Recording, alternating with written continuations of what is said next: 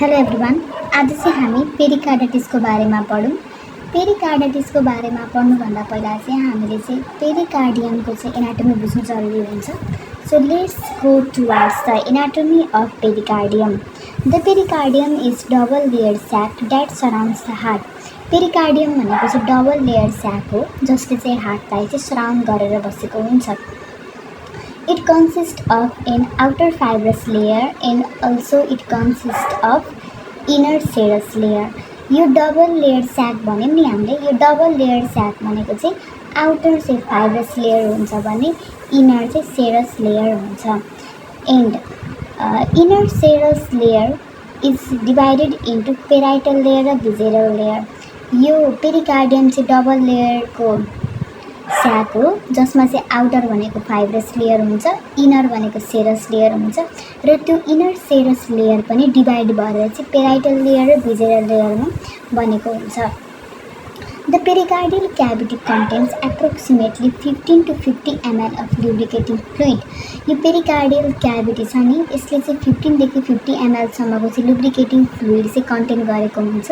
यो लुब्रिकेटिङ फ्लुइडले चाहिँ हार्टको फ्रिक्सनलाई चाहिँ रिड्युस गरेर कार्डियक आउटपुट कार्डियक एक्टिभिटीलाई चाहिँ स्मुथ बनाउँछ। अब चाहिँ हामी फङ्सन अफ पेरिकार्डियम पढौँ। सुरुमा चाहिँ it provides protection to the heart. हार्टलाई चाहिँ यसले बाहिरबाट कभर गरेको हुनाले चाहिँ कुनै पनि एक्सटर्नल फोर्सेसबाट चाहिँ यसले प्रोटेक्ट गरेर हार्टलाई राखेको हुन्छ। एङ्कर्स the heart within the mediastinum. यसले चाहिँ हार्टलाई चाहिँ स्टेबल बनाएर राखेको हुन्छ मेडियास्टिनममा नै सो हार्ट चाहिँ कतै पनि डिस्लोकेट हुन पाउँदैन। Prevents excessive cardiac distension. यो चाहिँ कसरी हुन्छ भन्दा कुनै पनि एक्कासी चाहिँ हार्टमा चाहिँ ब्लड भल्युम चाहिँ एक्कासी इन्क्रिज भएर जाँदाखेरि चाहिँ पेरिकार्डियमले चाहिँ हार्टलाई चाहिँ राम्रोसँग स्टेबल बनाएर राखेको हुँदा चाहिँ कुनै पनि डिस्टेन्सनहरू चाहिँ आउन पाउँदैन। Reduces friction during cardiac activity. यो चाहिँ कसरी हुन्छ भन्दा अघि हामीले पढिसक्यौँ नि त पेरिकार्डियमले चाहिँ लुब्रिकेटिङ फ्लुइड चाहिँ कन्टेन गरेको हुन्छ भनेर। त्यो लुब्रिकेटिङ फ्लुइडले चाहिँ हार्टको चाहिँ फ्रिक्सनलाई रिड्युस गरेर कार्डियक एक्टिभिटीलाई चाहिँ स्मुथ गराएर राखेको हुन्छ। Act as a protective barrier against infection. अब यो पेरिकार्डियमले चाहिँ हार्टलाई चाहिँ कभर गरेर राख्दाखेरि चाहिँ बाहिर कुनै पनि अर्गानमा भएको इन्फेक्सनहरू चाहिँ ब्लड स्ट्रिमको थ्रुबाट हार्टमा आइपुग्दाखेरि चाहिँ हार्टमा नपुग्दै पेरिकार्डियमले चाहिँ प्रोटेक्टिभ ब्यारियरको रूपमा चाहिँ काम गरेर चाहिँ हार्टभित्र चाहिँ इन्फेक्सन जान दिँदैन। अब introduction. Pericarditis is the inflammation of pericardium. यो त हामीले बुझिसक्यौँ नि त लास्टमा आइटिस आउँछ भने त्यो भनेको इन्फ्लामेसन हो। सो पेरिकार्डाइटिस भनेको पेरिकार्डियमको इन्फेक्सन हो। अब it represent the most common disorder affecting the pericardium. Pericarditis चाहिँ मोस्ट कमन डिसअर्डर हो पेरिकार्डियमलाई चाहिँ एफेक्ट गर्ने। It may result in complications like pericardial effusion, cardiac tamponade and constrictive pericarditis. यो चाहिँ हामीले पेरिकार्डाइटिसलाई चाहिँ राम्रोसँग टाइममा प्रिभेन्ट गरेनौँ या ट्रिटमेन्ट राम्रोसँग गरेनौँ भने चाहिँ पछि कम्प्लिकेसनहरू चाहिँ अराइज हुन सक्छ। It can be classified as acute, recurrent or chronic. अब छ क्लासिफिकेसन ड्युरेसनको बेसिसमा र क्लिनिकल टाइपको बेसिसमा। ड्युरेसनमा चाहिँ यदि कुनै पनि पेरिकार्डाइटिस 6 विकभन्दा पहिला नै 6 विकभन्दा भित्र नै चाहिँ यदि त्यो ट्रिट हुन्छ भने चाहिँ त्यो एक्युट पेरिकार्डाइटिस हो। त्यसै गरी क्रोनिक भनेको चाहिँ यदि राम्रोसँग ट्रिटमेन्ट गर्दै पनि 3 मन्थसम्म पनि राम्रोसँग ठिक नभएर अझ 3 मन्थभन्दा बढी टाइम लाग्छ यसलाई सन्चो हुन, राम्रोसँग रिकभर हुन भने चाहिँ त्यो पेरिकार्डाइटिस चाहिँ क्रोनिक पेरिकार्डाइटिस हो। त्यसै गरी 6 विकभन्दा चाहिँ धेरै टाइम लाग्ने तर 3 मन्थ्सभित्र नै सन्चो हुन्छ भने त्यो भनेको चाहिँ एक्युट सब एक्युट पेरिकार्डाइटिस हो। अब चाहिँ clinical type acute pericarditis first episode of inflammation with chest face infection रब।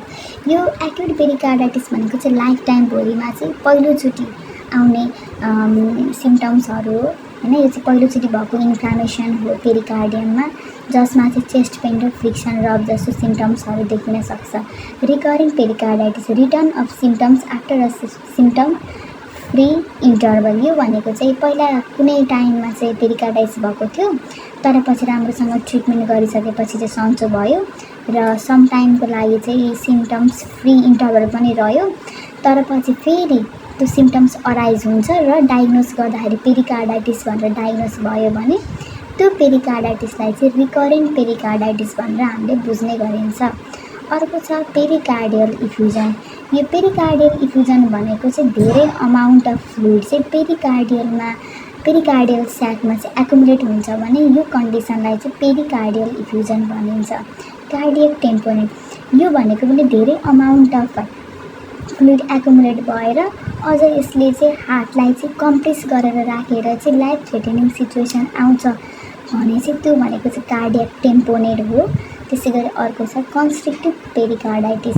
यो भनेको चाहिँ धेरै टाइमसम्म कहिले इन्फेक्सन भएको छ, कहिले कुनै फेरि इन्जुरीहरू भएको छ, त्यसरी नै पेरिकार्डियममा चाहिँ पटक चाहिँ धेरै टाइपको ट्रमाहरू चाहिँ आइराख्यो भने चाहिँ यसले चाहिँ पछि गएर चाहिँ स्क्यारिङ र थिकेनिङ बनाउँछ पेरिकार्डियममा।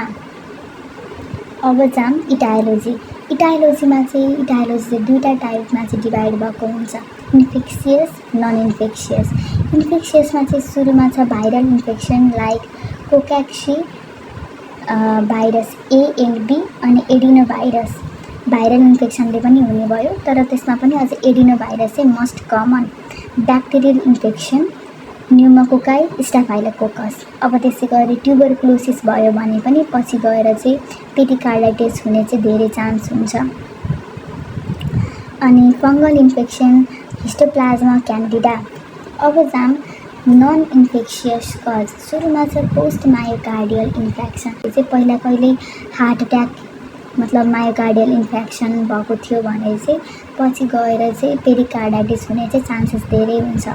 युरेमिया यो भनेको चाहिँ सिभियर किडनी डिसअर्डरमा चाहिँ हुन्छ। यसमा चाहिँ किडनीले चाहिँ एक्सक्रिट गर्न पर्ने वेस्टेजहरू चाहिँ ब्लडमा नि एकुमुलेट भएर चाहिँ पेरिकार्डियममा गएर पेरिकार्डियममा चाहिँ इरिटेसन लिएर आएर चाहिँ पेरिकार्डाइटिस बनाउने चान्सेसहरू पनि हुन्छ।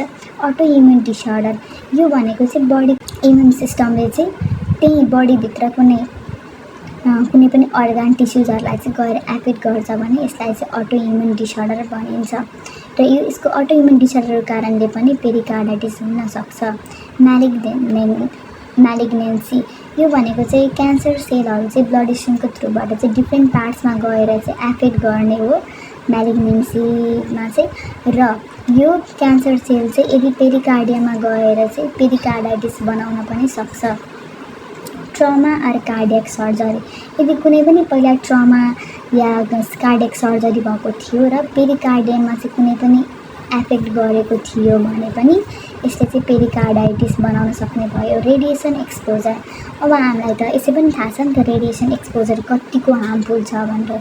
झन् मेनली त अब यदि चेस्टको कुनै पनि रेडिएसन थेरापीहरू गरिएको छ भने चाहिँ पेरिकार्डाइटिस हुने चान्सेसहरू चाहिँ अझ बढी हुन्छ। अब चाहिँ जाम pathophysiology. Etiological factor causes inflammatory response in pericardium. अघि हामीले पढ्यौँ नि त यो इन्फेक्सियस नन इन्फेक्सियस कजेसहरू।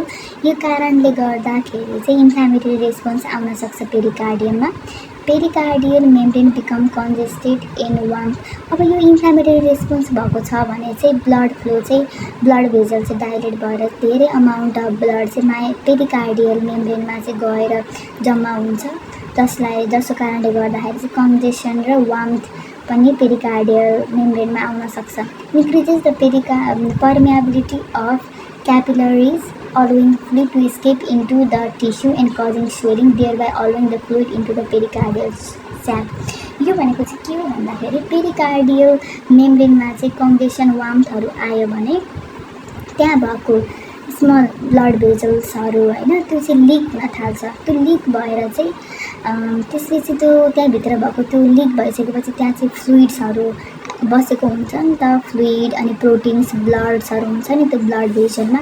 त्यो ब्लड भेजलको त्यो प्रोटिन रिच सब्सटेन्सेसहरू होइन ब्लड्सहरू चाहिँ लिक भएर चाहिँ पेरिकार्डियल स्याकमा गएर चाहिँ बस्न सक्छ। Formation of exudate within the pericardial space.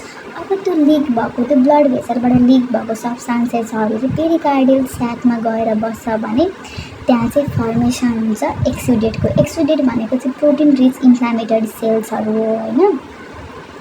त्यो गएर अब पेरिकार्डियल स्पेसमा बस्ने भयो, जसको कारणले गर्दाखेरि चाहिँ भेरियस सिम्टम्सहरू अराइज हुन्छ, जस्तै chest pain, dyspnea, pericardial friction rub etcetera. अब चाहिँ जाम complication pathway. Pericarditis may progress to pericardial effusion, cardiac tamponade, constrictive pericarditis. अघि त हामीले बुझिसक्यौँ नि त यो पेरिकार्डियल इफ्युजन भनेको के हो, कार्डियक टेम्पोनेट भनेको के हो, कन्स्ट्रिक्टिभ पेरिकार्डाइटिस भनेको के हो। र यो पेरिकार्डाइटिस चाहिँ हामीले चाहिँ सुरुमा नै ट्रिटमेन्ट गरेनौँ भने चाहिँ पछि गएर चाहिँ यस्तो कम्प्लिकेसनहरू चाहिँ अराइज हुन सक्छ। नेक्स्ट छ क्लिनिकल मेनिफेस्टेसन। चेस्ट पेन की फिचर्सहरू सार्प र प्लुरिटिक चेस्ट पेन चाहिँ अराइज हुन सक्छ। Retrosternal or left पेरिकार्डियलमा। त्यसै गरी यो पेन चाहिँ रेडिएट भएर चाहिँ नेक सोल्जर्सहरूमा पनि जान सक्छ। Worse on inspiration or lying flat. अब यो पेन चाहिँ झन् बेसी गरेर चाहिँ हामीले सास लिँदाखेरि र सुतेको बेलामा चाहिँ झन् धेरै पेन फिल हुनसक्छ। त्यसै गरी रिलिभ बाई सिटिङ फरवर्ड। अब राम्रोसँग हामी चाहिँ सिट फरवर्ड भएर चाहिँ सिट गऱ्यो भने या हाई फोल्डर पोजिसनमा बस्यो भने ब्रिदिङ प्याटर्न राम्रोसँग हुनसक्छ। त्यसै गरी त्यो अघि त हामीले पेरिकार्डाइटिसमा चाहिँ फ्रिक्सनको कारणले भन्यौँ नि त।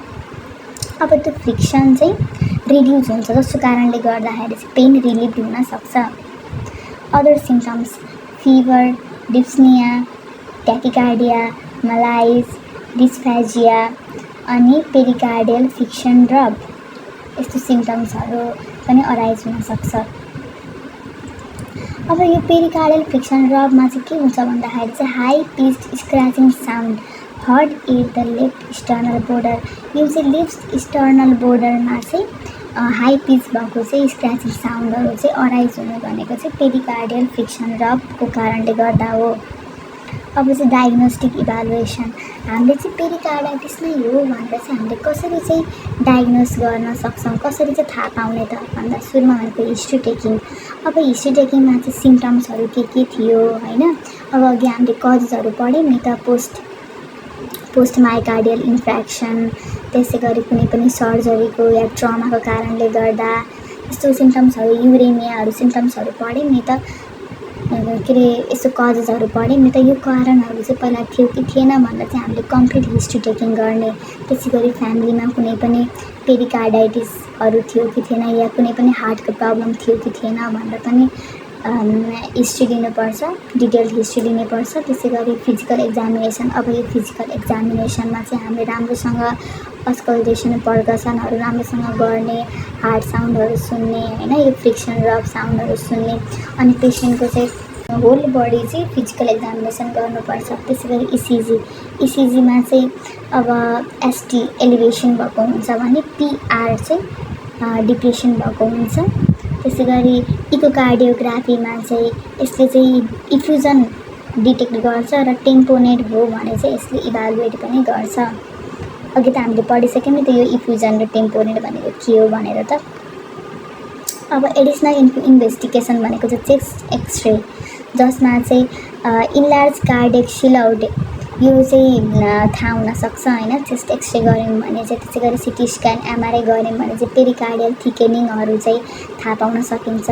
अरू ल्याबोरेटरी टेस्टहरू भनेको चाहिँ इन्क्रिज हुन्छ इएसआर अनि सिआरपी होइन, ल्युकोसाइटोसिस, त्यसै गरी कार्डियक इन्जाइमहरू पनि हामीले एक्जामिन गर्नुपर्छ।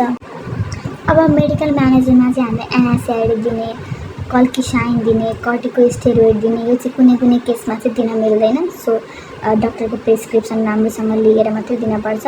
Treat underline cause. अब अघि हामीले के कजेसहरू पढ्यौँ त्यसकै अनुसार चाहिँ अब कुनै पनि त्यसै गरी अब हाइपरटेन्सन, डायबिटिज मेलाइटसहरू छ भने चाहिँ त्यस्तो कन्डिसनलाई पनि हामीले पहिले ट्रिट गर्नु पर्यो। अब नर्सिङ डायग्नोसिसमा चाहिँ एक्युट पेन हुने भयो, रिस्क फर इम्पेयर्ड कार्डियोभ्यास्कुलर फङ्सन हुने भयो, एक्सेसिभ फेयर हुने भयो, डिक्रिज एक्टिभिटी टोलरेन्स हुने भयो। अब नर्सिङ म्यानेजमेन्ट सुरुमा चाहिँ एसेसमेन्ट हामीले चाहिँ भाइटल्सहरू चाहिँ राम्रोसँग मोनिटर गर्ने, चेस्टको पेन चाहिँ कतिको छ, चेस्ट पेनको रेसियो कतिको छ होइन भनेर चाहिँ हामीले चाहिँ पेन स्केलबाट चाहिँ राम्रोसँग एसेस गर्ने, साइन अफ टेम्पोनेट होइन टेम्पोनेटको साइनहरू हेर्ने, त्यसै गरी फ्लुइडको ब्यालेन्स हेर्ने अनि कार्डियक मोनिटरिङहरू पनि गर्नुपर्छ। अब अर्को भनेको अब नर्सिङ इन्टरभेन्सनमा चाहिँ पेसेन्टलाई चाहिँ अपराइट वा लिनिङ फरवर्ड पोजिसनमा राख्ने, मेडिकेसनहरू जस्तो प्रिस्क्राइब छ त्यही अनुसार दिने, इसिजीहरू मोनिटर गरिराख्ने, अक्सिजन यदि चाहिएको छ भने अक्सिजन गर्ने र पेरिकार्डियोसेन्टेसिस गर्नु, यदि कुनै पनि सर्जिकल प्रोसिजर गर्नुपर्ने छ भने चाहिँ पेसेन्टलाई चाहिँ त्यसको लागि चाहिँ प्रिपेयर गर्ने।